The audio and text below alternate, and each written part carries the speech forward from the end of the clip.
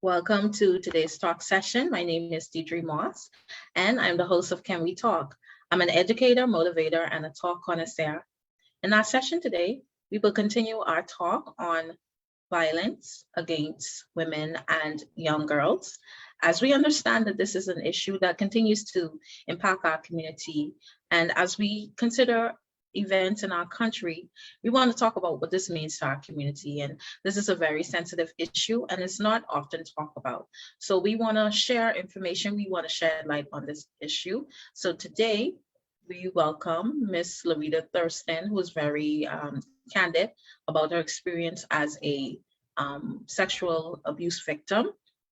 And she's here to share her story and talk about this issue with us today. So at this time, I will pass the virtual mic to her to have her introduce herself. Well, I'm going to go straight into introduction and my life story. Just sort of flow could keep on going. My name is Mistress Lavita Thurston. But before I became Mistress Lavita Thurston, I was a nobody. At the age of 15, I got raped. And at the same time, I got pregnant. I went to my rapist's mother and told her what had happened, that her son had raped me. And she said to me, not her good son. And she slammed the door in my face. Now, being a child, you don't know how to deal with this or what to say or what to do. The only thing I could do right then and there is turn around and start crying as the rain fall on me. And fast forwarding, I met somebody who pretended to be very nice, pretended to be a person that cared about what was happening to me and didn't want nothing else. And so he acted like he was concerned more for what had happened to me. And so I believed him.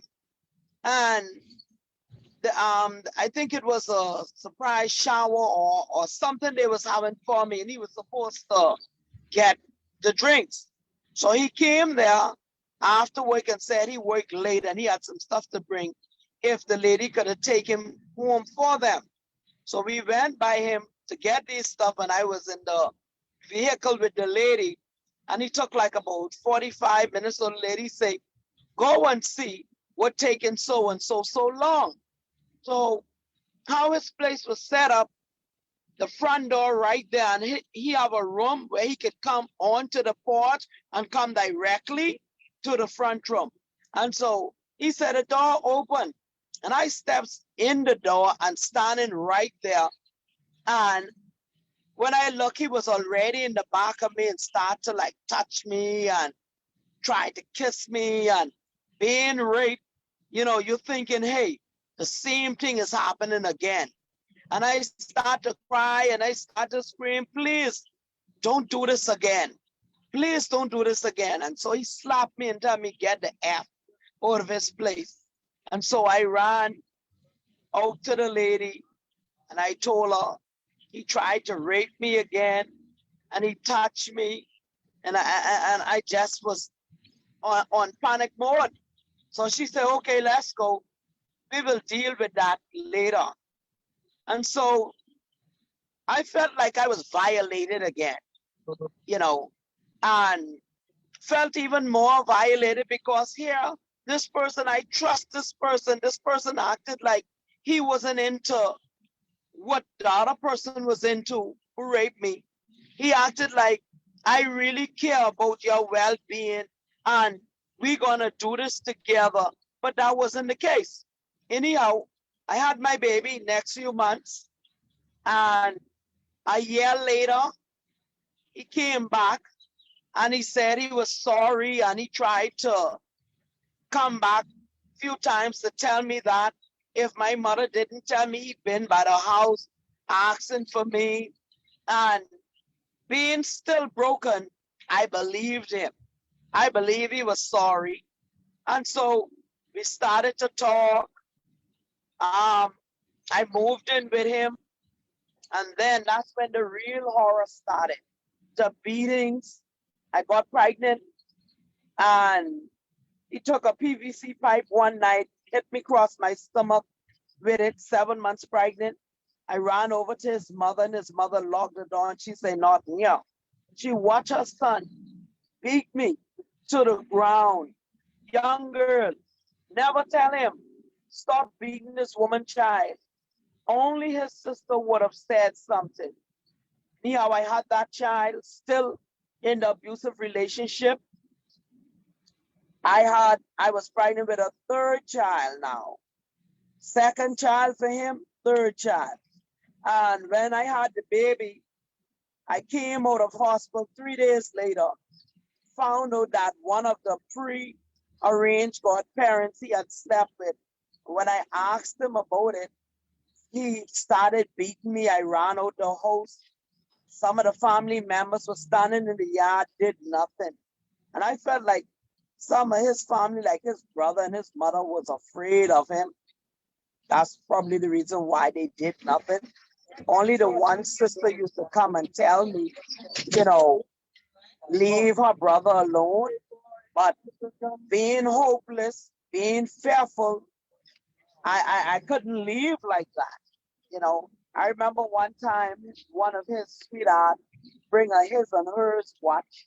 When I asked him about it, he took a stainless steel figurine and hit me in my face with it, and my eyes like bulge out. I had to wear shades to go to work. When I finally left him, I finally got the nerve to leave him. 1 year later, I got another abusive relationship because I was still broken. The, the many broken pieces were scattered in so many different places. Know where to begin to find them. And so abuse after abuse. One time this guy ran from the grove where he was living to Russia where I was staying then, and asked me to screw the window open so he could come through because he dreamt I had someone in the house. And so I kept praying to God. I kept asking to God. I kept asking God to help me. God help me. I drank so much because I tried to bury my pain. I tried to bury my sorrow. I tried to stay drunk. That wasn't even helping because when the hide and go down, the pain's still there. The pain don't go nowhere. And so abuse is very painful. It hurts you mentally, it hurts you physically, it hurts you spiritually. Because if you're hopeless, all you're thinking is, God, where you is right now, God. I need you, God. Every beating got worse than the last. And then on top of that, by both abusers, I was raped over and repeatedly because they felt like when they beat you, it's okay to have sex. And if you say no, they won't beat you again. Rip off your clothes to have sex. At one point, I felt so useless and hopeless because when I left, when I called one of them for the children money, he would make sure the office is empty so he could have sex with me and then give the children money. And so I then realized at this point that God allowed me to go through that for such a time as this, to be a voice for those that are going through abuse, to be a hope for those that are in an abusive relationship right now. And so I share my story on many platforms, and I am not ashamed of my story because there is hope in my story. There is healing in my story. There is deliverance in my story. And so that is why I am so willing to go and share my story. Even one approached me the same week, said to me, the situation didn't happen the way I'm saying it happened. He didn't abuse me like that. and I'm making him sound like he's a monster. And so I say, why do you think this is about you? This is not about you. This is not about me. This is about the women that are in the closet being abused night and day, week after week, month after month. Because nobody hardly knew when I was being abused. I didn't even tell my family until one night he was beating me on Farrington Road, and some guys gone to beat him up. They had cutlass, and I had to jump in the way, and I told them, leave him alone. And so my mother heard the altercation, and she came out and she was crying. She was so hurt, but for 7 years, being in one abusive relationship, at night when he come home, the place is very dark. When he go, you feel a little bit of light come in. The next one, I prayed to God for him to go to prison and stay there. And God did answer my prayer. He went to jail for 15 years, 3 months. But he appealed the decision, and he won the appeal, and he came out. And I was talking to somebody. And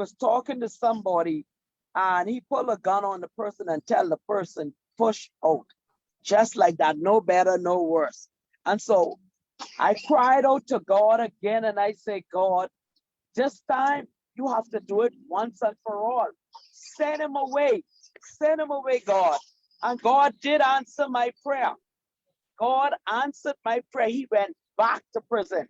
But this time I asked God, send me someone who I can marry. And this time I know he will be gone for sure. 1 year later, God sent an angel. And that angel is still with me even 22 years later.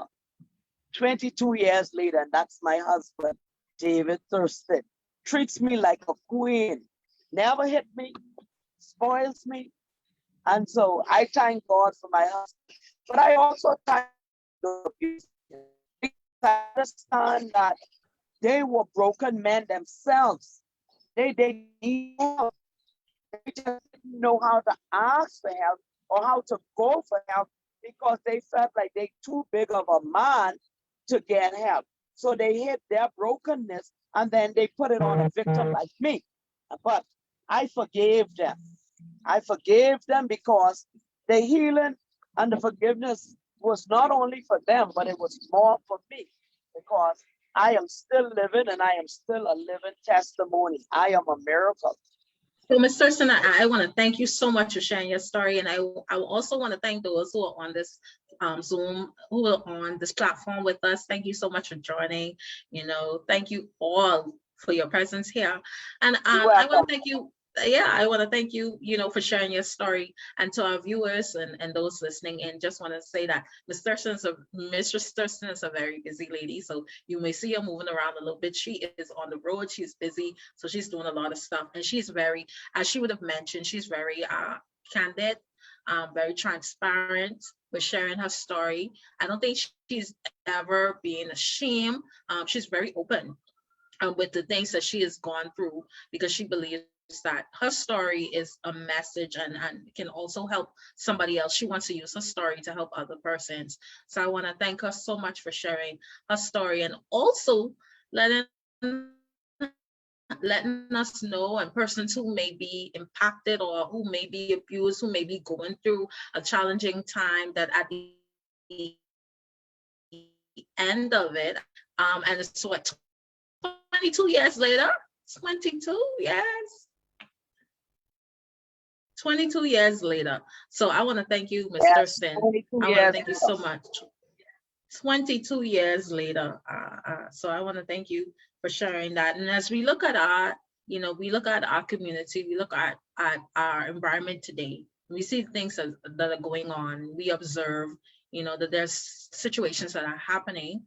Every now and then we see these acts committed against women and girls.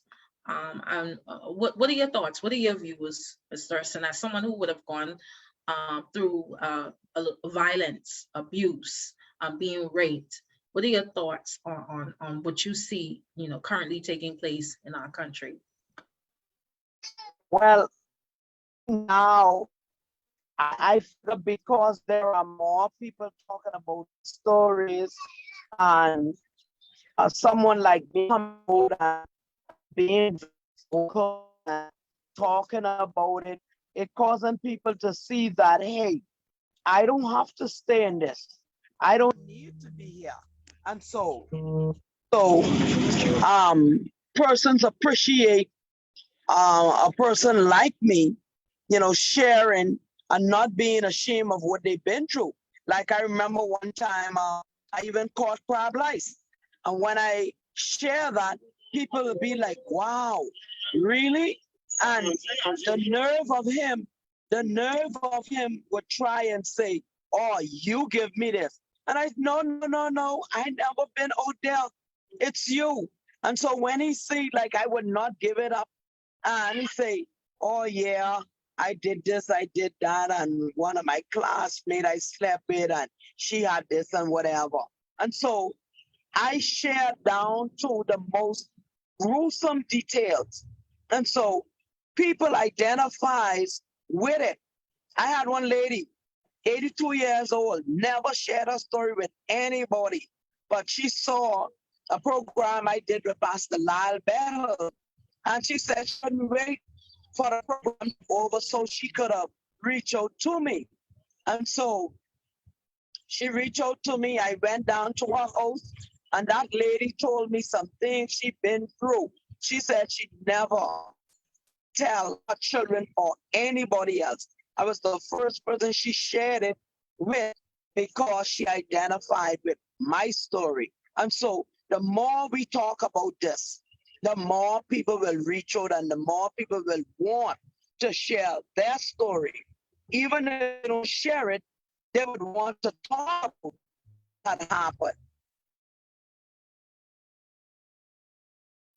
Yes, and that's so important with you, being candid and talking about these things. Sometimes this is a sensitive topic. Sometimes it's difficult to talk about it, but the more we shed a light on it, the more awareness we bring to this issue. Maybe it may be a little bit easier for persons to come forward, as you would have talked about, someone coming forward to you and letting you know, I saw you, I heard your story. Maybe it makes it easier for them to want to come forward because there's such a cloud of shame that's over it.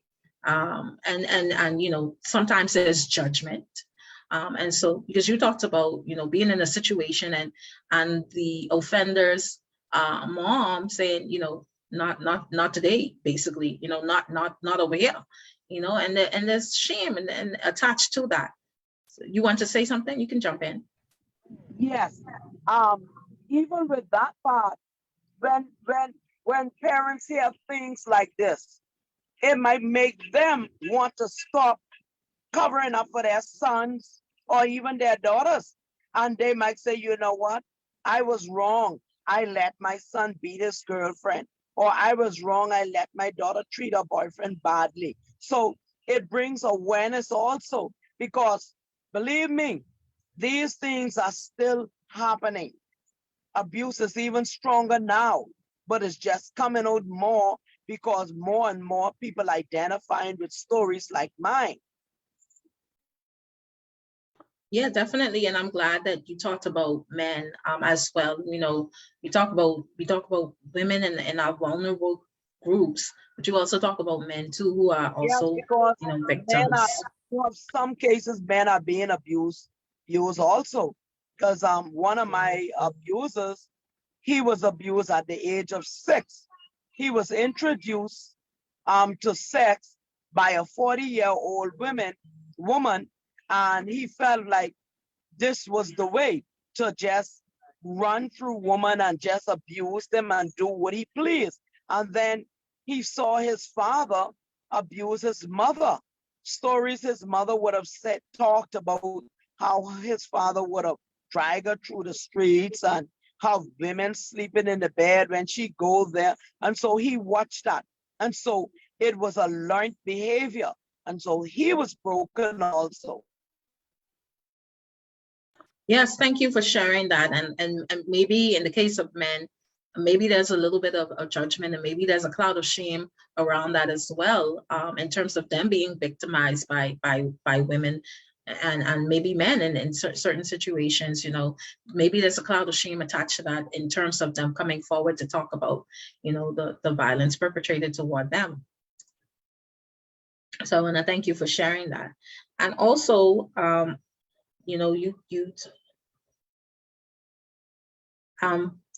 Miss Camp, I want to thank you for that question. Thank you for that question. Those who are joining us in this, we can talk about that, Miss Camp. But thank you so much. And I want to talk about your organization. You started an organization, and I think it's the acronym. I want to be correct now. It's the acronym for your daughter Gigi, and that is Grow in God Immensely. Yes. My daughter was murdered 6 years ago, and so I decided to do a nonprofit named Grow in God Immensely, where we help others, no matter what is happening, rape, issues in the home, whatever the situation is, we try our best to help. And so God has put me in the position to go back, where I got a scholarship from the Wives Club that I am a part of, and I got a counseling degree. And I do a counsel, speak, and help people, and do my best to be my brothers and sisters' keeper. I also wrote a book about my story. It named From Abuse to Glory. And in that is the details of the horrifying situation that I have encountered with my abusers, my rapists. And so the cost of it is $25. If anybody want a copy of it, you can call me at 428-6803, 428-6803. Or if you want to donate towards the nonprofit, you can email me or call me. My email is lavitathurson@hotmail.com. lavitathurson@hotmail.com. Thank you for sharing that, Ms. Thurston. So Ms. Thurston, I wanted to ask you, I know maybe there's someone who may be, currently going through the situation. I know you would have experienced it in the past, and then maybe someone who may not be as vocal as you are, someone who may be experiencing it, and as someone who has already sat in that seat, what advice would you give to a young woman, or maybe even a young man, but a young woman who may be experiencing violence perpetrated toward them? They're in a situation, they want to get out, but they don't really know how to, get out of the situation. What advice would you give to them? I would say you just have to know that enough is enough, and that if you stay there, eventually that person who is abusing you would kill you. So get out now. Find somebody who already been through it, who got out, and who will help encourage you to stay out. Because oftentimes we say we're tired of the abuse, we leave, and then the person calls us, the abuser calls, and say, I'm sorry, and start crying, and I'll go to counseling, or they can tell you all of that. But it's the biggest lie ever told. They're gonna go right back to their normal ways, abusing you. So don't stay there, don't go back. Get out and stay out. Find someplace else to go. Like if you have family members on the family island, go live on the island for a couple, like a year or two, to make sure you owe that person's system. Because an abuser is gonna break you down to ground level and make you feel that nobody wants you, nobody is gonna help you. You're not loved. Only me one is gonna love you. Why do you think only that abuser love you? God made you. God loves you. He sent his son, Jesus Christ, to die on the cross for you. You are wonderfully and fearfully made in the image of God. You don't have to stay in that abusive relationship. That person is holding you in bondage. You know you're not happy. So why stay there? Get out. While getting out is good. We have countless statistics where persons stay in these abusive relationships, end up getting chopped up, end up getting killed. Look at what happened to a young lady with her baby in her hand. I can't say much about it or call any name, but we saw the video. You think that man loved that woman or his child if it's his child? No. But we need to say enough is enough and we need to get out. We need to get out whilst getting out is good. Thank you. Thank you, Ms. Thurston. Thank you again for sharing. And again, I just want to say, you may see a little bit of movement. Ms. Thurston, again, is busy. She's on the road. And so we're so happy that she's here with us sharing her story. And so I want to... I'm actually having a program at church where I'm acting in the program named From Beyond the Grave. I am a person, I do not like to cancel these type of things because I don't know who life I'm touching right now. So a little bit of movement will not stop that person from hearing what God wants them to hear. And so I would not have dared cancel this. I just apologize, because I'm in church now. But thank you. God is good, and we need to continue to be our brothers and sisters keeper. I share my story because I want to help. I want to make a difference. I took my pain and I turned it into glory. I took my pain and I turned it into a fight for others. Yeah, and you are always willing to share your story. You're always willing, to give that insight and knowledge into violence, sexual violence and abuse. You have no shame in sharing your story. And so again, as we survey our environment and we observe, different situations that happen, that has occurred, what recommendations would you put forward to address the issue of violence and abuse that is perpetrated toward women and girls in our country?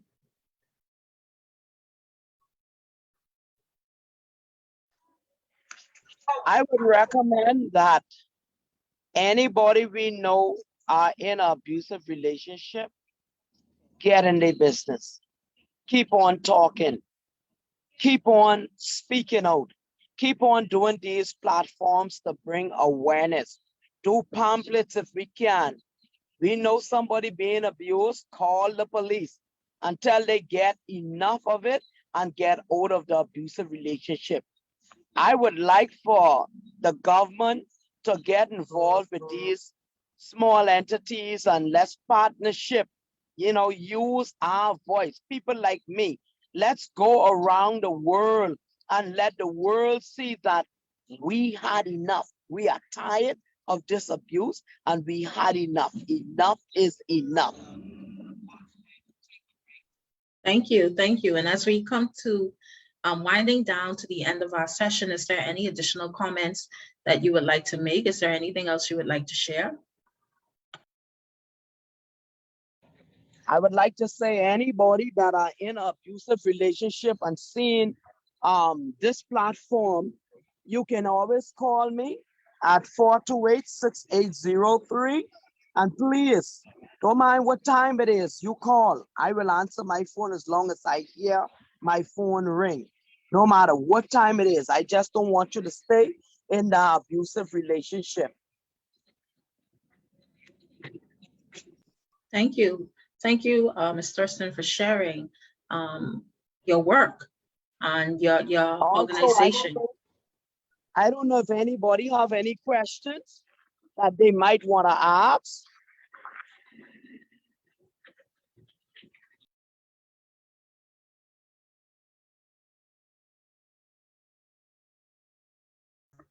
Yeah, I know we have persons on the platform. I don't know if they would like to ask any questions. Go ahead, Ms. Parker. I see you open your mic. Yes, I don't have a question per se, but I would like to thank Mrs. Lavita for all of her inspirational words to women out there everywhere. Somehow I came into the room one afternoon and I turned on the TV and there she was having this live conversation. I think it was with Dr. Bethel. And I sat there and I listened to the whole story. And after a while, you know, I called her and I told her this was very interesting, you know, the way she presented up and everything. And every time it comes on, I still would give her a call, you know, to let her know that she's on, you know, and she can check it out. But I'm happy to be in the Zoom meeting tonight. And I just say God bless all of y'all tonight. Thank you. Thank you so much for sharing. Thank you so much for sharing. And again, Ms. Thurston, thank you for sharing your platform, your organization, Growing God Immensely, your book From Abuse to Glory, right? I just want to Yes, get it right. Okay. yes, well, yes, And so you're very active in sharing your story and wanting to help others, and you leave your contacts for persons to reach out to you. And I know you talk to young women as well who are currently going. yes, Yeah, I know you counsel as well. And so thank you so much for sharing with us on this platform tonight. And we want to continue this talk because this topic is timely, is relevant, and we continue to see issues like violence perpetrated toward women and girls pop up, and it's happening. It's a reality. And so we need to continue to shed light on this issue. So I want to thank you for joining us today to discuss this topic. And so with that, we've come to the end of our session, but the talk continues. We will continue to shed light on this topic. So again, I want to thank all of you on the platform tonight. And I want to thank you, Ms. Thurston, for joining us this evening. We will continue the session. So with that, we've come to the end. Can we talk? Thank you. Good evening.